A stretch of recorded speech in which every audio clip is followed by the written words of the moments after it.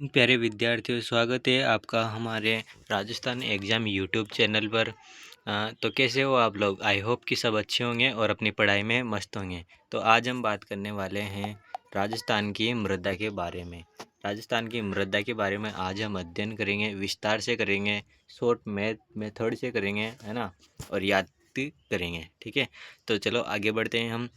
राजस्थान के अध्ययन को पेडालॉजी कहते हैं। मृदा के अध्ययन को क्या कहते हैं? पेडालॉजी कहते हैं। मृदा शब्द की उत्पत्ति लैटिन भाषा के सोल्म शब्द से हुई है। तो मृदा शब्द की उत्पत्ति लैटिन भाषा के सोल्म शब्द से हुई है। इसका आपको याद रखना है। ठीक है। आगे बात करते हैं हम। तो मृदा का वर्गीकरण देखा जाए तो मृदा के वर्गीकरण की हम बात करते हैं तो भारतीय कृषि अनुसंधान परिषद 8 भागों में है, और नवीन वैज्ञानिक यूसा जिसे हम बोलते हैं वो भी 5 भागों में है, और राजस्थान की कृषि विभाग 14 भागों में है, और डी जोशी 10 भागों में। आगे हम बात करते हैं तो भारतीय कृषि अनुसंधान परिषद। तो फर्स्ट नंबर पे हमारे सामने निकल के आता है रेतीली बलुई मृदा। रेतीली बलुई मृदा की हम बात करें तो अन्य नाम इसके हो जाएगा मरुस्थलीय मृदा हो जाएगी, प्यासी मृदा हो जाएगी, शुष्क मृदा हो जाएगी। इनका निर्माण 33 सागर के अवशेष से हुआ है। ठीक है, ये आपको याद रखना है। इनका निर्माण मरुस्थलीय मृदा का निर्माण 33 सागर के अवशेष से हुआ है। इसका विस्तार पश्चिमी मरुस्थलीय प्रदेश में पाया जाता है। ये पश्चिमी क्षेत्रों में इधर पाया जाता है, राजस्थान में, है ना। ये हमारी उत्तर हो जाएगी, दक्षिण हो जाएगी, पूर्व हो जाएगी, पश्चिम हो जाएगी। ठीक है, तो इधर इधर जो मरुस्थलीय भाग है उस क्षेत्र में मरुस्थलीय मृदा पाई जाती है, जिसे हम रेतीली बलुई मृदा के भी कहते हैं। ठीक है, आगे बढ़ते हैं हम। तो यह मृदा राजस्थान के सर्वाधिक क्षेत्र में पाई जाती है। तो सर्वाधिक क्षेत्र में जो हमारा यहाँ उत्तर पश्चिम क्षेत्र हो जाएगा, उधर सर्वाधिक क्षेत्र में पाई जाती है। इस मृदा को धारण करने की क्षमता न्यूनतम होती है। इस मृदा को जल धारण करने की क्षमता न्यूनतम होती है ना। और यह मृदा राज्य के 2/3 भाग में पाई जाती है। इस मृदा क्षेत्र में खड़ीन की खेती होती है। ठीक है, ये भी आपको याद रख लेना है। और इस मृदा में कैल्शियम लवण की मात्रा अधिक होती है ना। उपनाम क्या हो जाएंगे इसके? उपभाग पीली भूरी मृदा हो जाएगी, और पाली और नागौर की तरफ इसका विस्तार पाया जाता है। तो अगली मृदा हमारे सामने आती है सिरोज्म मृदा। मृदा के हम बात करते हैं तो इनके अन्य नाम हो जाएंगे हमारे सामने। गुसर मृदा हो जाएगी, है ना, और रेतीली बुरी मृदा हो जाएगी, है ना। तो कौन सी मृदा हो जाएगी? सिरोज्म मृदा है, उसके अन्य नाम हैं। ठीक है, अरावली। आगे हम बात करें तो अरावली के पश्चिम में पाई जाती है। ठीक है, ये सिरोज्म मृदा होती है, अरावली के पश्चिम में भी पाई जाती है। इसका विस्तार कहाँ कहाँ पर है, कौन कौन से ज़िलों में है? तो पाली में हो जाएगा, नागौर, है ना, और अजमेर हो जाएगा, जयपुर हो जाएगा, डिडवाना हो जाएगा, कुचामन हो जाएगा, और जालोर हो जाएगा। आगे हम बात करें तो बुरी मृदा हमारे सामने आती है। बुरी मृदा विस्तार कहाँ पर पाया जाता है? बुरी मृदा का अरावली के पूर्व में बनास के बेसिन में पाया जाता है। जिले कौन से हो जाएंगे? अजमेर हो जाएगा, भीलवाड़ा हो जाएगा, टोंक, सवाई माधोपुर, भीलवाड़ा और बूंदी हो जाएगा। ठीक है, आगे अगर हम बात करें तो बुरी मटियार दोमट मृदा हो जाएगी हमारे सामने, है ना। इसका विस्तार किधर पाया जाता है? विस्तार श्री गंगानगर और मानगढ़, अलवर, भरतपुर में पाया जाता है। कौन सी नदी बेसिन पर है? तो घग्गर नदी बेसिन पर स्थित है। ठीक है, और लाल पीली मृदा की अगर हम बात करें आगे, तो लाल पीली मृदा, इनका निर्माण होता है ग्रेनाइट नीच चट्टानों से होता है ना। विस्तार के जिले कौन कौन से इसके, है ना। विस्तार के जिले हो जाएगा लाल पीली मृदा के, अजमेर हो जाएगा, भीलवाड़ा हो जाएगा, सवाई माधोपुर हो जाएगा, सिरोही हो जाएगा। ठीक है, इस मृदा का लाल रंग लौह ऑक्साइड की उपस्थिति के कारण दिखाई देता है। तो किसकी उपस्थिति के कारण दिखाई देता है? तो लौह ऑक्साइड की उपस्थिति के कारण इस मृदा का रंग लाल दिखाई देता है, लाल पीली मृदा का, है ना। ये आपको याद रख लेना है। और कारण दिखाई देता है, लेकिन जलीयोजन के कारण यह मृदा पीली दिखाई देती है। ठीक है, तो आगे अगर हम बात करें, आई होप कि आपको यहाँ तक समझ में आया होगा, है ना। तो अगले हमारे सामने आती है पर्वतीय मृदा। ठीक है, पर्वतीय मृदा का उपनाम क्या क्या हो जाएंगे? तो लिथोल सोल्स मृदा हो जाएगी, अधोरे निर्माण की मृदा हो जाएगी। ठीक है, इस मृदा का निर्माण क्वार्टरजाइट व नीच चट्टानों से हुआ है। जिले हो जाएंगे हमारे सामने सिरोही, अजमेर, ब्यावर, जयपुर, अलवर, है ना, खेड़तल, तिजारा, कोटपुतली, बरौड़, पाली, है ना, और उदयपुर, राजसमंद हमारे प्रमुख जिले हो जाएंगे।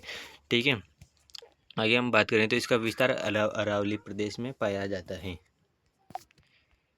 अगली मृदा हमारे सामने निकल कर आती है लाल लोमी मृदा। ठीक है, लाल लोमी मृदा की अगर हम बात करें तो इसके अन्य नाम हो जाएंगे चिकनी मृदा हो जाएगी, लाल दोमट हो जाएगी और लेटेराइट हो जाएगी। लाल दोमट मृदा के अन्य नाम है ये ना।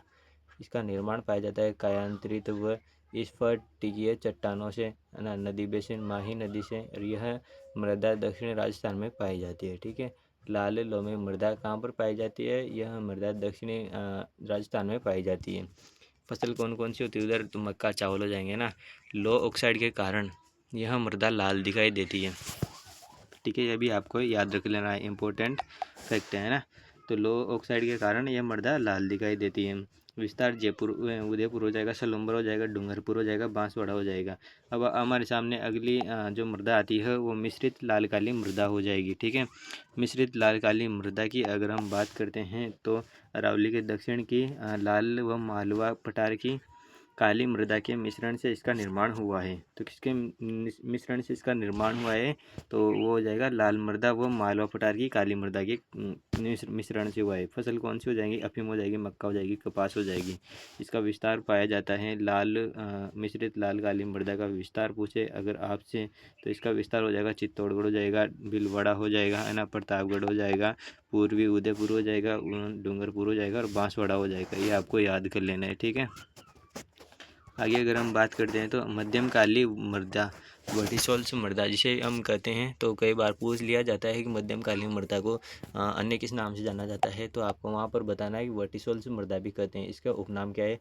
रेगर मृदा भी हो जाएगा, कपासी मृदा भी हो जाएगा, स्वत जुताई वाली मृदा भी हो जाएगी और ज्वालामुखी मृदा भी हो जाएगी। ठीक है, इसका निर्माण की अगर हम बात करें तो ज्वालामुखी के दरारी उद्भेदन से हुआ है। विस्तार कोटा संभाग में पाई जाती है मध्यम काली मृदा, है ना, और दक्षिणी पूर्वी पठारी प्रदेश में पाई जाती है, अड़ोती प्रदेश में पाई जाती है। जिले कहाँ हो जाएगा? तो हमारी समस्त अड़ोती क्षेत्र में हो जाएगी, कोटा, बूंदी, बरांजा, लवाड़ में हो जाएगा। ठीक है, आगे अगर हम बात करें तो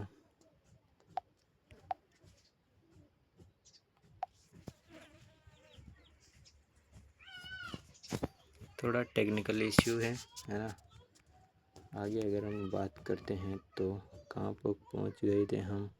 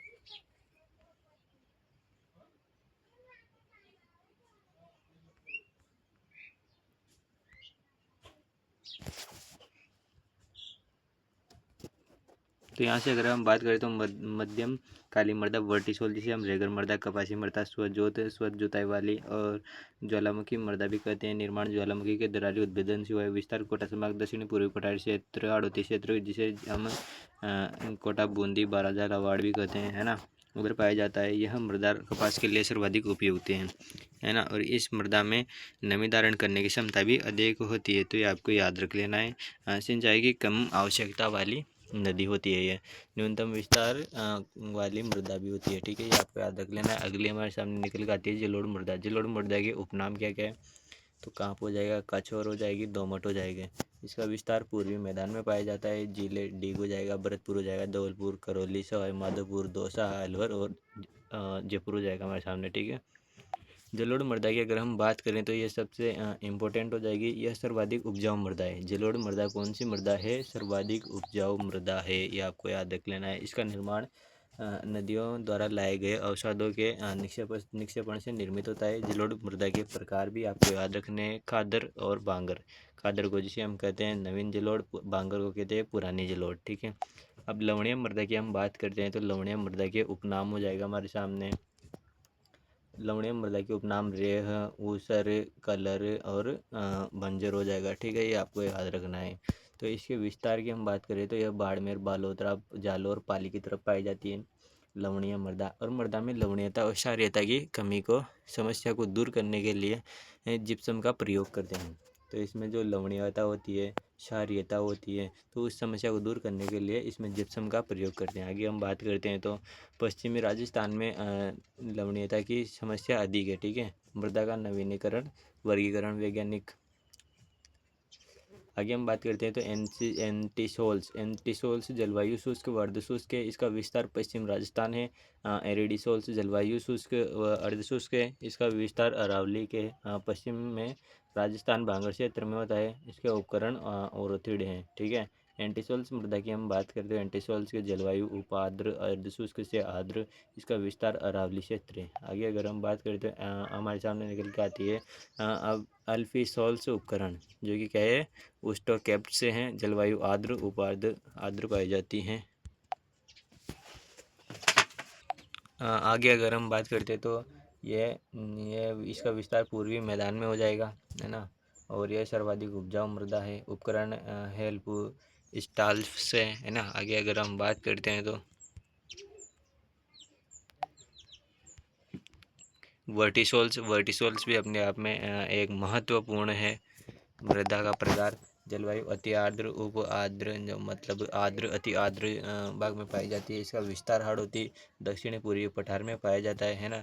इसके उपकरण हो जाएंगे हमारे सामने पेलियो स्टेटस हो जाएगा और कॉम स्टेटस हो जाएगा। ठीक है। आगे अगर हम बात कर रहे हैं तो मृदा अपरदन। ठीक है। तो ये अलग टॉपिक आ गया। तो आई होप कि आपको ये टॉपिक समझ में आया होगा, है ना। तो ये समझ में आया होगा तो लाइक करें, कमेंट करें। और राजस्थान की मृदा, है ना, तो इसमें से इम्पोर्टेंट क्वेश्चंस बनते हैं। तो ये आपको वीडियो ध्यान से देख लेना है। और आप चैनल पर नए हो तो चैनल को कर लो सब्सक्राइब, वीडियो को कर दो लाइक, है ना। और मिलते हैं नेक्स्ट वीडियो में। तब तक के लिए बने रहिए राजस्थान एग्ज़ाम यूट्यूब के चैनल के साथ, है ना। और आगामी समय में जो आयोजित होने वाली परीक्षाएं CET, BSTC, क्लास 12 रेट, पटवार, है ना, और जो वनपाल, अग्निवीर, तो उन सब की क्लासें नियमित रूप से आती रहेंगी। तो तब तक बने रहिए हमारे साथ। धन्यवाद। मिलते हैं फिर।